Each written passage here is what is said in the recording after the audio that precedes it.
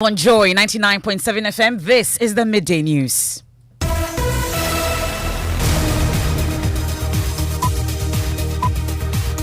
We're live on Joy 99.7 FM, also in Kumasi on Love 99.5 FM, with over 30 affiliates across Ghana's 16 regions. KTU Radio in Koforidia, Lonlonyo FM in Hohoi, Ganga FM in Jirapa, and Pad FM in Dawango. We're live on X Spaces, we're on Facebook, we're on myjoyonline.com. The Midday News is sponsored by Petrol Sol, your clean fuel in full quantity. Petrol Sol is always a delightful experience. Also brought to you by Duro Plus Ghana Limited, producers of quality PVC and HDPE pipes and water tank. We are the only water storage tank with a level indicator, and where Duraplus goes, water always flows. This afternoon, Cabinet directs the Finance Minister to formally engage with the IMF on expenditure cut as government struggles to implement the 15% VAT on electricity.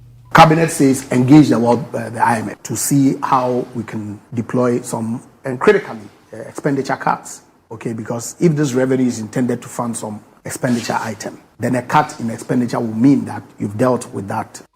We'll get to hear from the IMF, which is warning only a diligent adherence to the bailout program will help Ghana restore confidence in its economy. Going forward, it will be really, really important that Ghana continues to implement the program that they have developed as envisaged. That is really critical. Meanwhile, Organised Labour says they've roped in players in the informal sector for a full-blown demonstration if government fails to listen. The consequences of this intended nationwide strike action cannot be underestimated, but it is everyone in this very country. Market women, taxi drivers, Uber drivers, GPRTU, and so on and so forth. Also this afternoon, Eastern RegSec intensify efforts to return health personnel and teachers who fled Kweobipong during a clash with the police as they gear up for a major security measure. Some health workers had also left the community, and I was affecting healthcare delivery. And we had to bring all of them back. As a regional security council is having an emergency meeting on Thursday. We have details of that. Also, Parliament returns to conclude the last year of the current House's terms with significant changes to standing orders and the mode of doing business in the House. Details plus the return of Asin North MP James Jachikwesing following medical treatment abroad. South Ghanaians, I'm alive and kicking, and I'm strong. And I really miss them in life. You have to take care of yourself. I'm back in full swing. Their sports. The uncertainty over Ghana's readiness to host the Africa Games eases as the Boteman Sports Complex nears completion. And if you're wondering what's responsible for the poor air quality in Accra, we have details. Once the dust levels goes up, the particulate matter is also going to go up. You are breathing in a cocktail of air pollutants and can cause a lot of havoc. Cardiovascular diseases, respiratory diseases. It's a silent killer. That and more in this afternoon's edition of the Midday News. I am Emefa. Apawu, this is your home of independent, fearless and credible journalism. Please do stay on for details.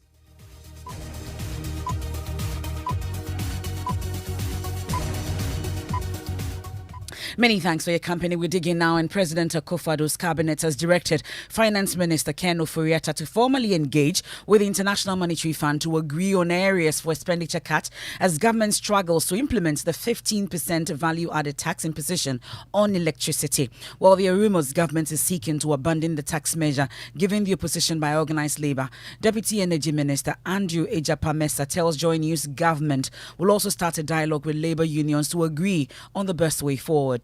Because the Finance Ministry wanted to engage with the labor unions for a buy-in.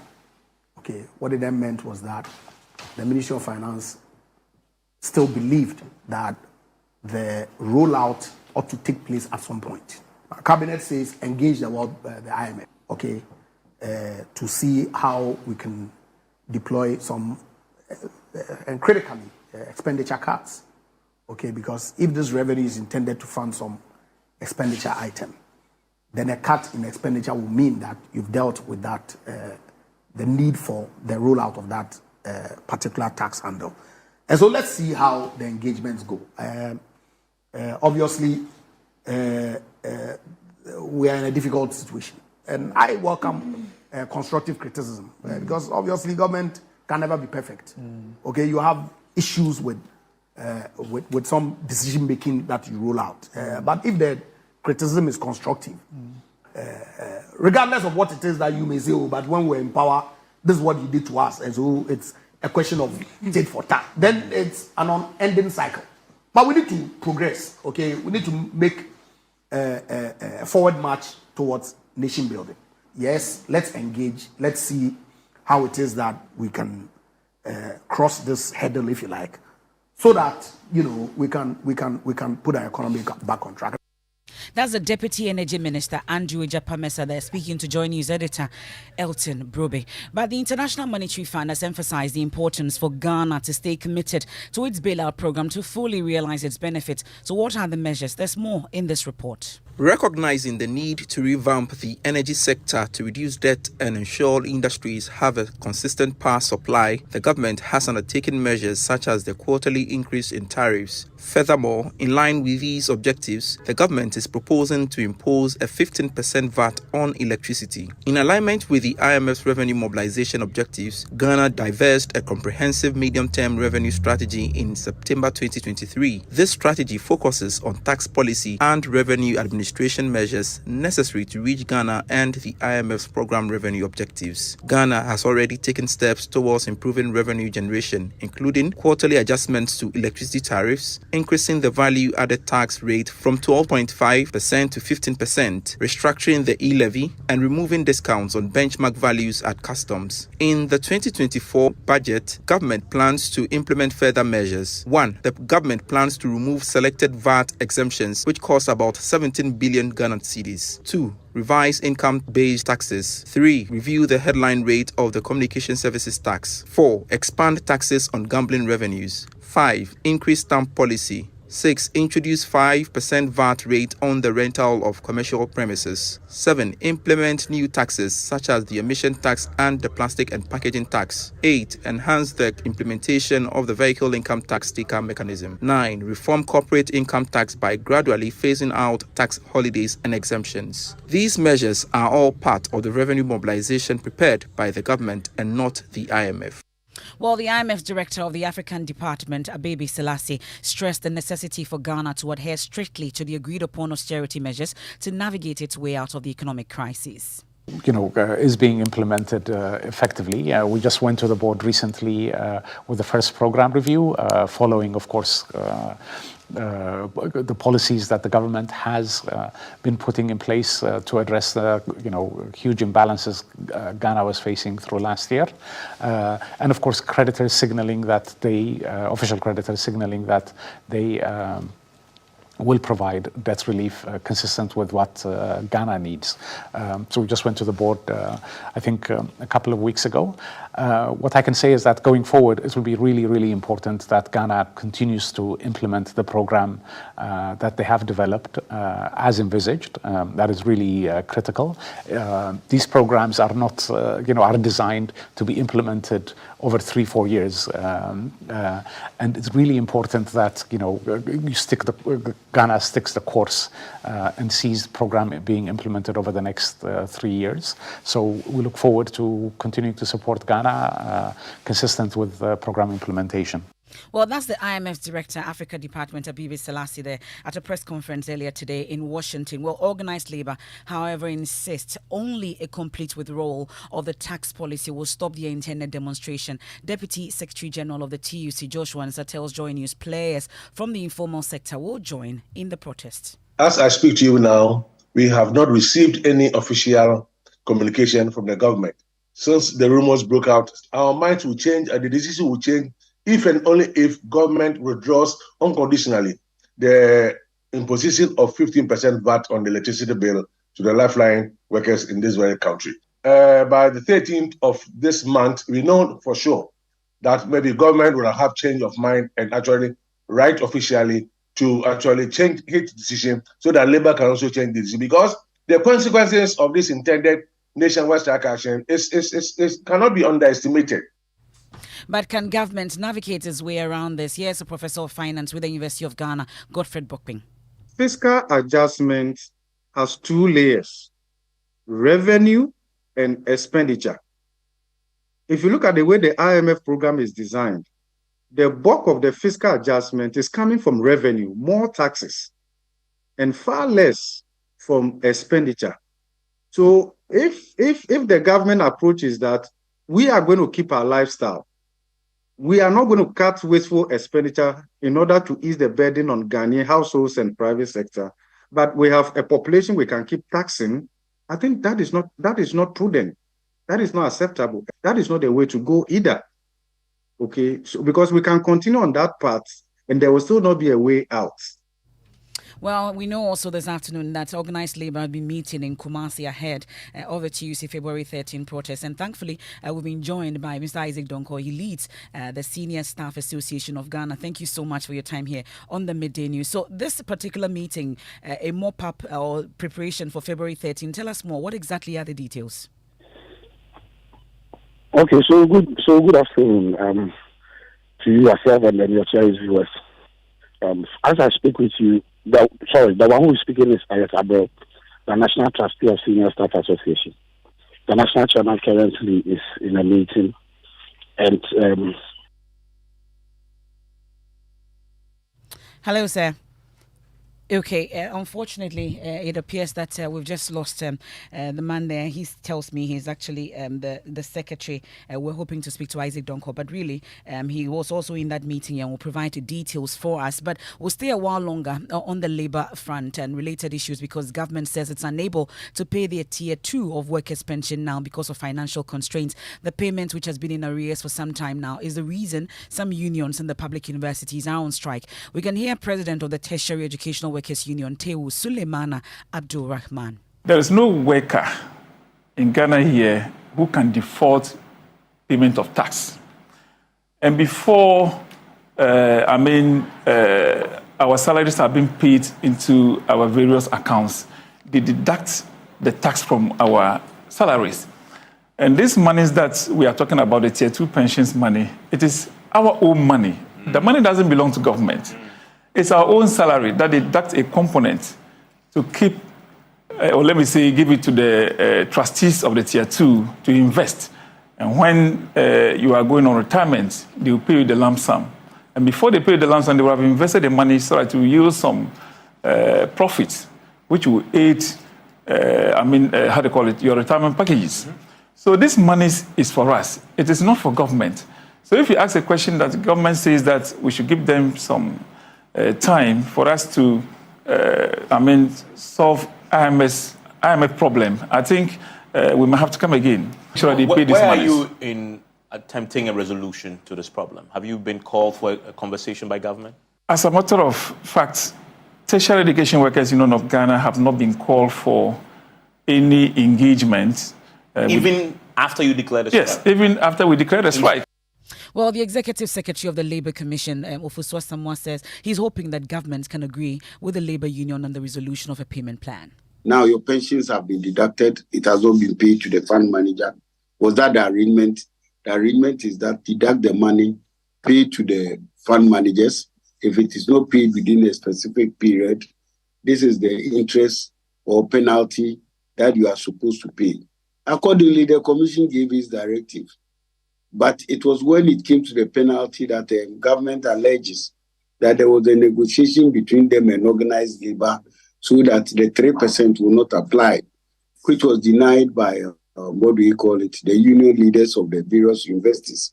So then we are given the chance to go and see whether that negotiation was done on their behalf. And that is what they are negotiating. If they come out to say that there was an agreement on the 8th when they appear before the commission adopts it. But if it is not, the commission will give it its directive, and we expect whichever party against whom it goes to comply. That's the Executive Secretary of the National Labour Commission, Ofusua Samoa. They're speaking on PM Express, taking us away from the Labour front. We take you to the Eastern region now, and the Regional Security Council there is intensifying efforts to facilitate the return of health personnel and teachers who fled Kwewu Bipong following a clash with the police there. 2 persons lost their lives after being struck by stray bullets, allegedly fired by the police after residents attacked the Chief's Palace, demanding a suspected murderer. The suspect, 23-year-old Kwesi Tenkrang, is said to have raped kidnapped and murdered a 45-year-old woman, Ekuya Chirewa, and a 65-year-old brother at Ejumasa, a farming community in the area. Well, the clash between residents and the police, which later led to the displacement of essential service providers, is driving RegSec to take proactive measures ahead of a crucial security meeting later on Thursday. We know that 71 persons have also been arrested. Let me bring in my colleague Kofi Siao. He's on the ground for us. Kofi, what could be the reason for people fleeing the town, even though calm has returned, we are told?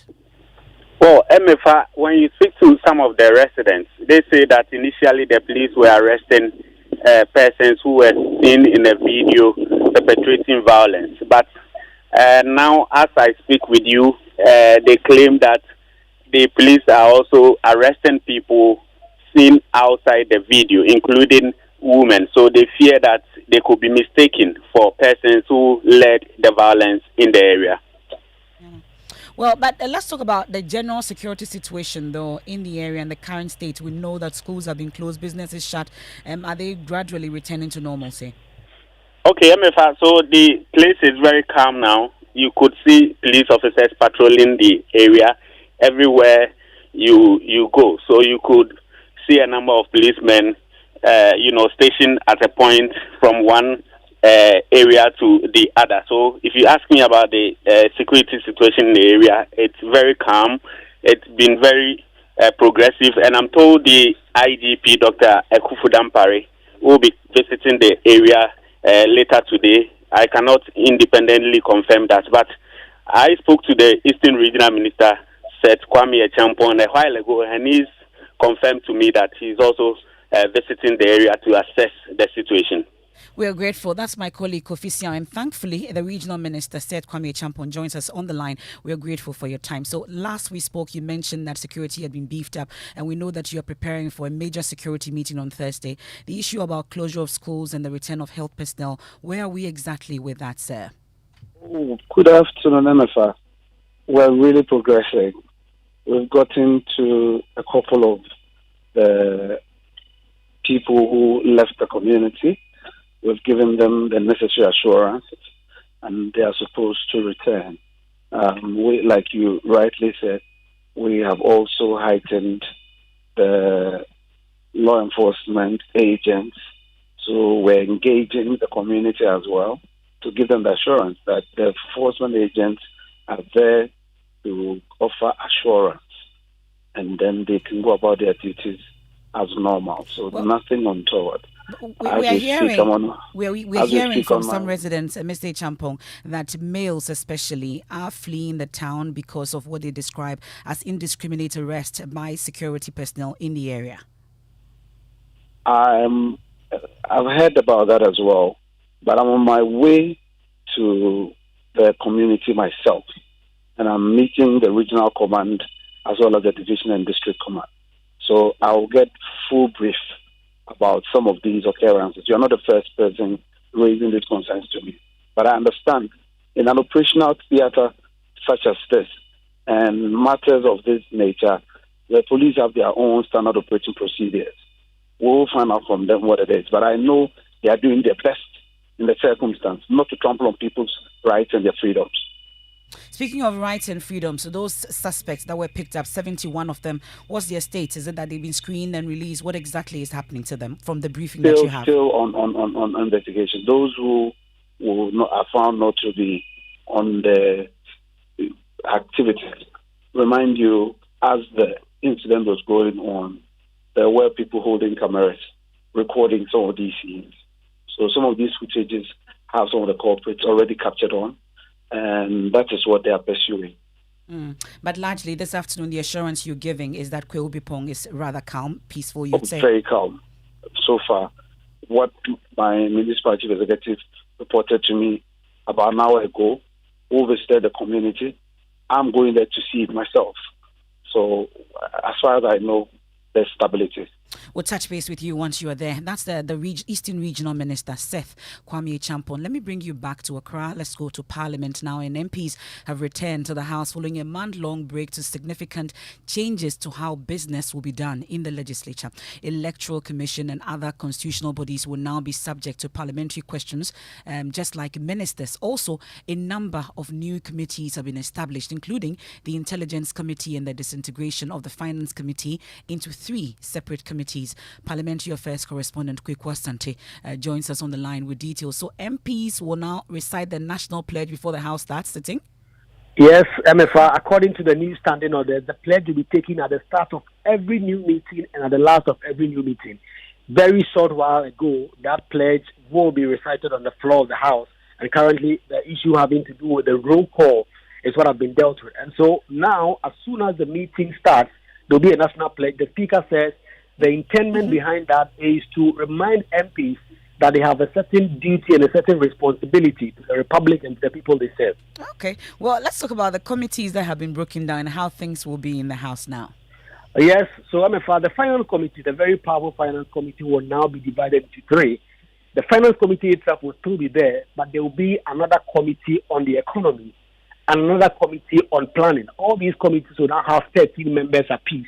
There will also be an intelligence committee, which is broken out from the existing Defense and Interior Committee to deal with matters of intelligence.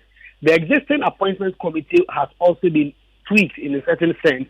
It will still be chaired by the Deputy Speaker, but now the composition will be made up of the leaders on both sides of the House. And then, depending on who they are vetting, they will get members or draw members from the committee. So if they are vetting judges, they will draw members from the Health Committee or the Judiciary Committee. If they are appointing the Minister for Education, then they will draw members from there as well. So a number of real tweakings that have been done in terms of the new standing of this, that Parliament started sitting about an hour ago, and MPs are still going back and forth to try and understand how things are going to shape up in this new meeting. And there's the return of Asin North MP James Yachikwesi. You had an interaction with him? Yes, Asin North MP was absent the whole of last meeting. He was flown to Canada for some healthcare reasons. He's back today. He says he's ready to fight for his constituents and fight the criminal case in court. Ghanaians, I'm alive and kicking, and I'm strong, and I really miss them. But in life, you have to take care of yourself. I'm back in full swing, and I'm going to go take care of my constituent, my caucus, and the country to Ghana. We're going to succeed again. Let's keep hope alive. Thank you. So, faced about the legal battle now. The legal battle, you're still fighting it. Well, I mean, you all know the system, the court system, how it works, right? It's not a situation where one can say, it's not a black and white situation. We have to allow time to let the legal system go through its own process. And the worst thing you want to do is comment on any matter of this in court. So let's save that to the judicial system. Yeah, but the message is that you're ready to work for your constituents and for Ghana and Big for your time. party. My people can't wait to see me, to welcome me, to work for them. I say not, there's no turning back. Asin North MP James Yachikwesi taking us on a quick break here on the Midday News Live on Joy 99.7 FM in Accra and Kumasi on Love 99.5 FM, proudly made possible by Petrosol, your clean fuel in full quantity. Petrosol is always a delightful experience. Also brought to you by Duraplus Ghana Limited, producers of quality PVC and HDP pipes and water tank. We are the only water storage tank with a level indicator, and where Duraplus goes, water flows. We return from the break with sports, and then we ask what's responsible for the poor air quality in Accra recently. Once the dust levels goes up, the particulate matter is also going to go up. You are breathing in a cocktail of air pollutants and can cause a lot of havoc. Cardiovascular diseases, respiratory diseases. It's a silent killer.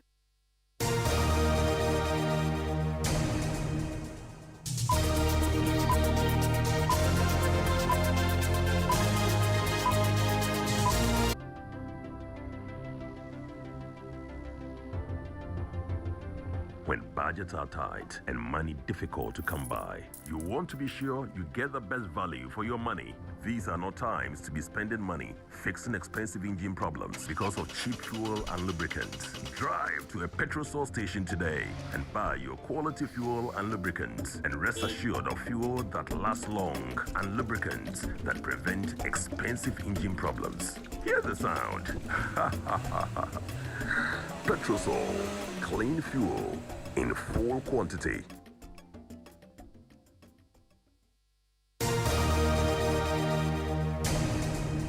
Thanks for staying with us. There's two sports. Thank you very much, Emefa. Now, the Africa Games will kick off in 31 days, and the Boteman Sports Complex will host 10 of the 26 sporting disciplines. The facility is nearing completion ahead of the start of the Games. Now, Fentio Tahiru Fentio was there and has this report. The road to Boteman Sports Complex is nearing completion and connects the facility to the Tema Motorway on the south side and East Legon Hills to the north. Inside the walled complex are 6 main structures, each with a distinct purpose. Upon entry into the facility, the dome is the conspicuous first structure that meets the eye. It is a multi-purpose sports hall with a seating capacity of 500 people. It is designated to host events such as handball, judo, karate, and taekwondo. It comes complete with changing rooms, bathrooms for both athletes and spectators, and a cafeteria area. The green building is the ultra-modern hardcourt tennis mini stadium with a seating capacity of 1,000 people. This is where all the tennis action will take place.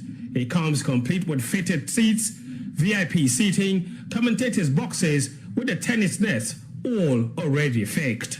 It is an impressive edifice that will become one of the biggest attractions of the Boteman Sports Complex.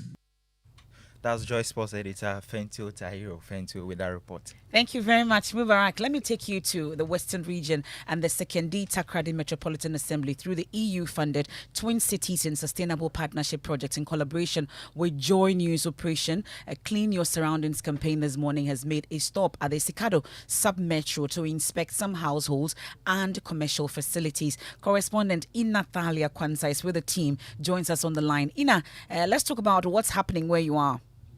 Yeah, so Emefa, we've been to some commercial facilities and household facilities. What we observe is that most of the food vendors here were selling under unsanitary conditions. They were selling open to flies and dust, and they did not have a medical report which guarantees that they can sell food to commuters and residents around here. At the moment, we are standing at one issue known as Nyame Na Aye Choba, and then Emefa, it's an eyesore. Everything over here is dirty, including where they are preparing the food to sell to residents. The SCMA for this particular month is just doing cautioning to residents and food vendors, but the next visit will be to prosecute and arrest residents and food vendors and anyone they find culpable. Okay, and I know you've been to a Sikado as well, even though you said there were no arrests. What's the situation there, you'd say? Yes, so just like I have said, there is no arrest over here as well. So it's basically about cautioning and sensitizing them, letting them know that the next time that they make another stop, it will not be a word of mouth to them, but it will be an arrest and prosecution for them. Clean Ghana in the Western region, and you heard there in Nathalia Kwanza. Now, persons who work in the open have been advised to stay away from identified polluted areas, as that can have adverse effects on them, as the air quality in the national capital, Accra especially, has been described as very unhealthy by air monitoring site IQ Air. Health experts have advised wearing of face masks and keeping children and the aged, especially indoors, as much as possible. We can hear from the Environmental Protection Agency on this. Once the dust levels goes up, the particulate matter is also going to go up. So that is how come we are registering high levels of the particulate matter from our monitoring locations. But notwithstanding that, it depends on the activity around the area that impacts on the air quality. So for a particular location, you realize that the level keeps changing every day. It depends on what is going around. And because the dusty winds are coming into the country, some of the things that we do that impact on air quality, we should also avoid them, like the burning of waste. Well, and that's today we are told the IQAir states this morning that Accra is currently recording 49 times the WHO annual air quality guideline. Joy News editor Fred Smith and head of our help desk joins me in studio with more on this. Kindly explain what 49 times of the WHO annual air quality guideline value means. Emefa, this means that the concentration of a specific air pollutant, that is particles for better understanding, is 49 times higher than the WHO's recommended limits for annual exposure. Exceeding the WHO guidelines by this a significant margin indicates Accra is experiencing severe air pollution, mainly caused by the harmattan. So we need to wear masks. Indeed, you need to do that, and that's what the experts are saying.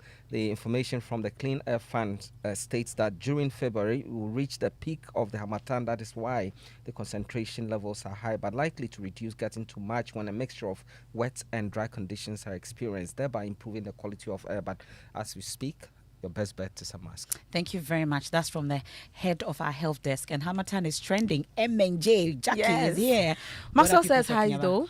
We miss him, don't we? Yeah, so Harmattan is trending. So people, Twitterazis, are talking about the fact that the Harmattan is actually peppering them this year. Yes, it's peppering. Yes, pepper them. And also, King Charles III is also trending. After a statement from the Buckingham Palace was released stating that the king was battling with cancer. So people from all over have been sharing their well wishes to the king. Yeah. And some are saying that if we were in Africa, it will be a national security concern. Definitely. The health situation will not be put out. Let's learn then. And that's how we wrap up today's edition of the Midday News here on Joy 99.7 FM. There's more when you log on to myjoyonline.com. Diligently follow bailout program guidelines. That's IMF to Ghana. Living Word with Pastor Mensah Otabil is up next. I am Emefa Apawu.